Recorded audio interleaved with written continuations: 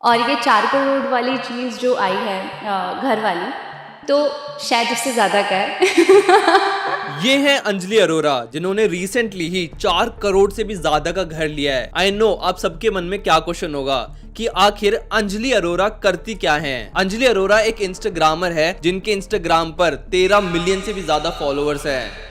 Now we all know कि पैसा कमाने के लिए चाहे तो आपके पास कोई स्किल होना चाहिए या फिर कोई टैलेंट, बट 4 करोड़ से भी ज्यादा का घर लेने वाली अंजलि के पास ना तो कोई खास स्किल है एंड ना ही कोई खास टैलेंट। तो अंजलि, जैसा कि हम देख सकते हैं कि आप करती क्या है, ना ये डांस था, ना ये गाना था, ना ये किसी तरह की कोई भावना को दिखाना था।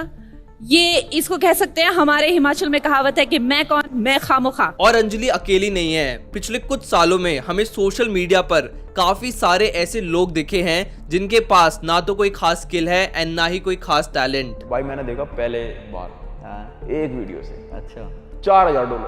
अरे बाप रे। फिलहाल तो 50 के ले रहे हैं, लेकिन दोस्तों ये वाला 50,000 रुपए एक बारी किसी के पॉडकास्ट में आने के। हाँ, 50,000 में एक बारी पॉडकास्ट आने के। इतने पैसे दे रहे हैं, 1 लाख कम। इनको बोलो उर्फी जावेद तो नहीं आने वाली है।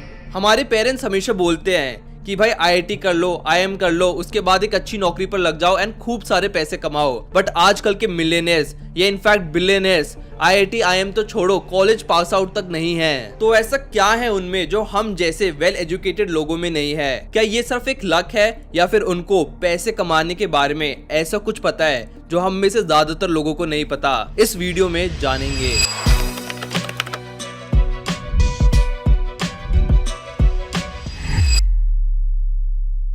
Hi guys, my name is Hrithik Mahlawat और आज इस वीडियो में मैं डिकोड करने वाला हूं कि कैसे डम लोग ऑनलाइन करोड़ों रुपए कमा रहे हैं। जब भी हम पुनीत सुपरस्टार, थारा भाई जोगिंदर और अंजलि अरोरा टाइप लोगों को देखते हैं तो कहीं ना कहीं गुस्सा तो आता है कि भाई ना तो ये ज्यादा पढ़े लिखे हैं, ना बहुत स्मार्ट है, बट फिर भी आज ये हमसे ज्यादा पैसे कमा रहे हैं। और अगर आपको लगता है कि ये लोग पैसे नहीं कमा रहे तो भाई रिसेंटली जैसे मैंने आपको बताया, अंजलि अरोरा ने 4 करोड़ से भी ज्यादा का घर लिया है मुंबई में। पुनीत सुपरस्टार ने गाड़ी लिया है और ही बिग बॉस तक पहुंच गया। तो इसमें तो कोई डाउट नहीं है कि ये लोग काफी ज्यादा पैसे कमा रहे हैं ऑनलाइन। बहुत सारी ब्रांड डील्स इनको मिलती है, बहुत सारे रियलिटी शो में इनको बुलाया जाता है, यूट्यूब पर इनके मिलियंस ऑफ व्यूज आते हैं। तो ये बात क्लियर करने वाली तो नहीं है कि ये लोग कुछ नहीं कमा रहे, काफी ज्यादा पैसा कमा रहे हैं ये लोग ऑनलाइन। तो फिर आप लोग पैसे क्यों नहीं कमा रहे? और अगर पैसे कमा रहे हो तो इनके जितने पैसे क्यों नहीं कमा रहे? इसके पीछे एक बहुत ही वियर्ड रीजन है एंड वो है यू आर टू स्मार्ट। सही में सुनने में बहुत वियर्ड लगता है, बट इस वीडियो के एंड तक आप समझ जाओगे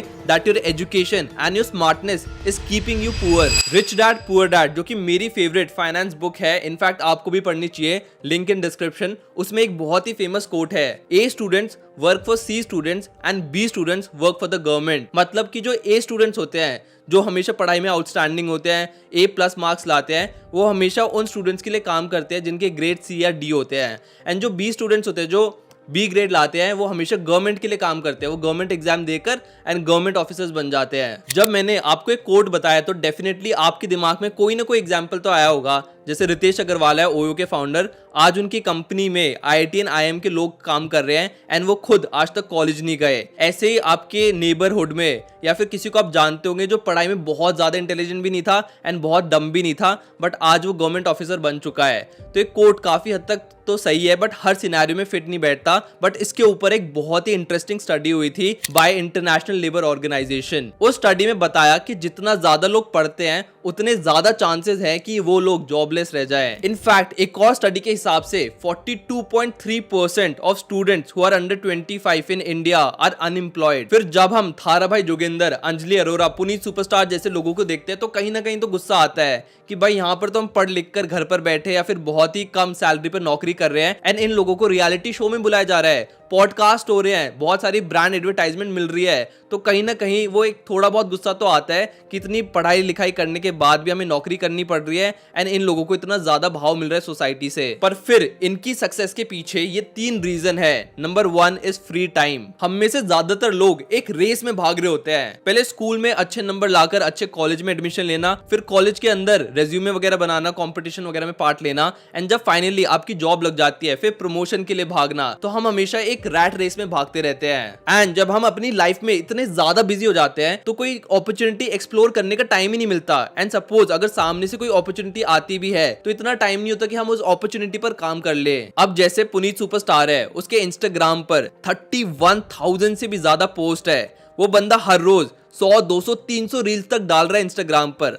आपको क्या लगता है कि अगर कोई स्कूल का बच्चा है या फिर कोई कॉलेज में या जो कोई जॉब में भी है, उसके पास इतना टाइम होगा कि वो इतनी सारी रील्स बनाकर इंस्टाग्राम पर डाले? और बात यहाँ पर सिर्फ कंटेंट क्रिएटर्स की भी नहीं है। रितेश अग्रवाल जो ओयो के फाउंडर है, उन्होंने खुद बताया कि अपना बिजनेस स्टार्ट करने से पहले उन्होंने पूरे इंडिया में ट्रैवल किया था, बहुत सारे होटल्स में रुके थे एंड उसके बाद ही उनको ये बिजनेस आइडिया आया था। कहीं पे भी जहाँ पे भी बस लेकर के जा सके, चाहे उत्तराखंड हो, राजस्थान हो, हिमाचल हो, वहाँ जाने की कोशिश करता था। वहाँ पे रहने की जगह सारी महंगी होती, तो मुझे छोटी छोटी गेस्ट हाउसेस, हॉलिडे होम्स, इस तरह की जगह मिलती थी जिनको जनरली लोगों ने डिस्कवर नहीं किया होता था, पर आपको 300 रुपए, 500 रुपए, 800 रुपए में ठीक साफ सुथरा जगह मिल जाती है। तो मोस्टली एक बिजनेस स्टार्ट करने के लिए आपको एक्सप्लोर करना पड़ता है एंड उस एक्सप्लोरेशन के लिए आपको टाइम चाहिए। कोई भी प्रॉब्लम घर बैठे बैठे नहीं मिलती। इनफैक्ट फॉरेन में तो एक कॉन्सेप्ट है कि वहां पर बच्चे स्कूल खत्म होने के बाद 1-2 साल मस्त घूमने निकल जाते हैं। ना कोई करियर की टेंशन, ना कोई पढ़ाई की टेंशन, मस्त घूमते हैं, चीजों को एक्सप्लोर करते हैं। बट इंडिया में 1 साल ड्रॉप लेके देख लो, पड़ोसी रिश्तेदार सब दिमाग खराब कर देते हैं कि भाई इस बंदे का कहीं पर भी नहीं हुआ, ये बंदा वेला बैठा है, घर पर बैठा है, या फिर ये तो भाई घूमने निकल गया है, ये नालायक है। ये डिफरेंस है इंडियंस एंड फॉरेन की मेंटालिटी के अंदर। एंड शायद इसीलिए ही फॉरेन में इतने सारे बिजनेसेस खड़े होते हैं, $1 ट्रिलियन बिजनेस बनते हैं फॉरेन में। अभी तक इंडिया में शायद ये थोड़ा चेंज हो रहा है, बट अभी उसमें काफी ज्यादा टाइम लगेगा। Second reason is the pure law of numbers. अगर आप एक हथौड़े को रोज पत्थर पर मारोगे तो कभी ना कभी तो वो पत्थर टूट ही जाएगा। ऐसे पुनीत सुपरस्टार एंड थारा भाई जोगिंदर है, उन लोगों ने इतनी वीडियो बनाई कि उनमें से कुछ वीडियो बहुत ही ज्यादा सक्सेसफुल हो गई। एंड आपको फेमस होने के लिए 100 की 100 वायरल वीडियो नहीं चाहिए, आपको सिर्फ एक वीडियो चाहिए जो आपको 100 वीडियो जितना वायरल कर देगी।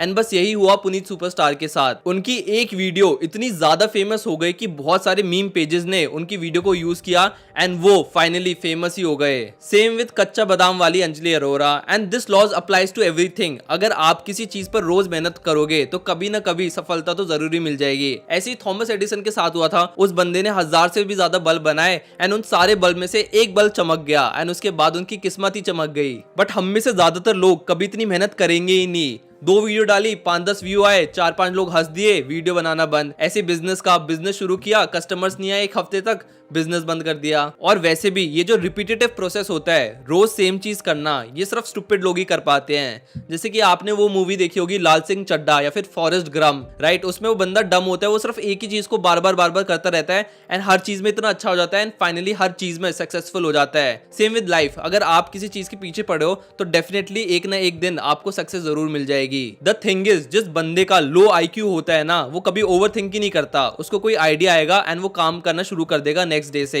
बट जो लोग अपने आप को बहुत ज्यादा इंटेलिजेंट समझते हैं ना, वो बंदे पहले पूरी मार्केट रिसर्च करेंगे, बहुत चीजें करेंगे, हर चीज आसपास घूमेंगे एंड अपने एक्चुअल आइडिया पे कभी काम ही नहीं करते। एंड जब काम करने की बारी आ जाती है तो बंदे एग्जॉस्ट हो जाते हैं, फिर सोचते हैं यार ये आइडिया चलेगा नहीं एंड बस कभी शुरू ही नहीं करते। मेरे खुद इतने सारे दोस्त हैं जिनको एक से एक बढ़कर स्टार्टअप आइडिया आता है, बट कभी वो स्टार्टअप आइडिया पर काम करना स्टार्ट ही नहीं करते। अब बात करते हैं थर्ड पॉइंट की, जो कि बहुत ही ज्यादा इंपॉर्टेंट है, वो है रिस्क ऑफ फेलियर। हम लोग ना फेलियर से बहुत ज्यादा डरते हैं कि भाई फेल हो गए तो क्या होगा। एंड इसमें आपकी भी गलती नहीं है। हमेशा हमें स्कूल में यही सिखाया जाता है कि फेल हो गए तो जिंदगी बर्बाद है, आपकी लाइफ बर्बाद है। बट एक्चुअल लाइफ में ये सच है नहीं। कितने सारे ऐसे बिजनेसमैन हैं जिन्होंने बहुत सारे बिजनेस शुरू किए थे एंड उन सारे फेल बिजनेस में से सिर्फ एक बिजनेस चल गया एंड बस उनकी लाइफ बन गई। ऐसे जो KFC के फाउंडर थे, उन्होंने अपनी कंपनी 62 ईयर के बाद शुरू की थी। मतलब जिस एज में लोग रिटायरमेंट की सोचते हैं, उस एज में उन्होंने बिजनेस शुरू किया एंड आज KFC को देख लो, करोड़ों बिलियंस ऑफ डॉलर्स कमा रही है वो। ऐसे अमिताभ बच्चन के साथ हुआ था। उनकी लगातार 12 फिल्में फ्लॉप गई थी एंड 13th फिल्म थी उनकी जो इतनी ज्यादा वायरल हो गई थी, इतनी ज्यादा फेमस हो गई थी कि उनका पूरा करियर एंड पूरी लाइफ ही बन गई। पर अब हमें ये समझना पड़ेगा कि आखिर लोग फेलियर से इतना ज्यादा डरते क्यों है। वेल, यहीं पर आती है ईगो। क्या आप IIT, IIM या फिर किसी अच्छे प्राइवेट कॉलेज से पढ़ने के बाद किसी होटल में एक लोअर लेवल स्टाफ बनोगे? क्या आप रूम की लाइटें चेंज करोगे, बेडशीट चेंज करोगे, वाटर बॉटल रखोगे उस होटल रूम में? नहीं रखोगे ना। अगर रख लेते तो आज आप बिलियनेयर होते इंडिया के। क्या आप UPSC के फेल अटेम्प्ट के बाद सड़क पर चाय बेचोगे? नहीं बेचोगे ना, अगर बेच लेते तो आज आप मिलियनेयर होते। सिमिलरली ये डॉली चाय वाला है या फिर ये वड़ा पाव गर्ल है, पुनीत सुपरस्टार है, ये बंदे जो काम कर रहे हैं ना वो कभी भी कोई वेल एजुकेटेड या वेल मैनर्ड बंदा नहीं करेगा, क्योंकि उनकी ईगो बीच में आ जाएगी। बीटेक करने के बाद मैं रोड पर रेडी थोड़ी ना लगाऊंगा, मैं लोगों के घर जा जाकर प्रोडक्ट थोड़ी ना बेचूंगा। मैं तो भाई एसी में बैठूंगा, मेरे को तो ऑफिस में बैठना है, मैं यहाँ पे सेल्समैन की जॉब थोड़ी ना करूंगा इतने अच्छे प्राइवेट कॉलेज से पढ़ के।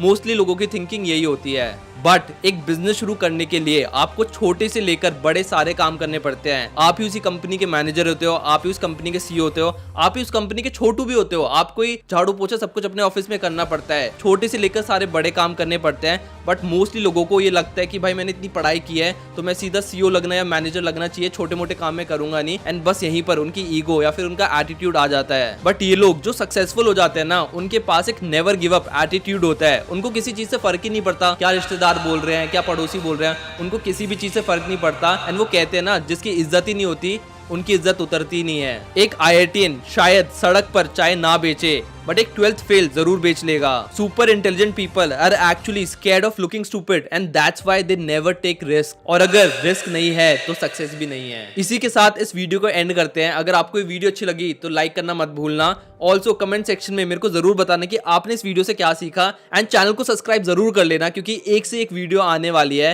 आई will see you in the next video. Okay, thank you, bye.